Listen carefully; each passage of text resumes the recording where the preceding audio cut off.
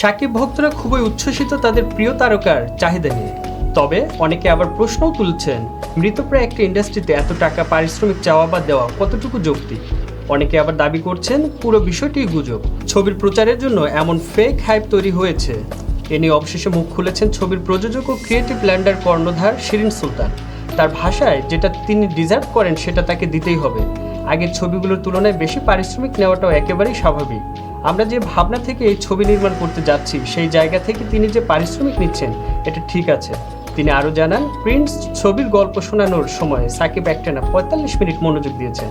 তার মনোযোগ দেখে মনে হচ্ছিল যেন গল্পটা আগেই মুখস্থ তার। আসলে এত বছরের সাধনা ও অভিজ্ঞতা তাকে এই জায়গায় এনেছে। আমরা সিনেমাটি নিয়ে আশাবাদী। ছবিটি পরিচালনা করবেন আবু হায়াত মাহমুদ। এই ছবির গল্পে থাকছে অ্যাকশন, ক্রাইম, প্রেম আর ইমোশনের মিশেল। শিগগির শুরু হবে শুটিং। সিনেমাটিতে সাকিবের বিপরীতে ৩ নায়িকার উপস্থিতি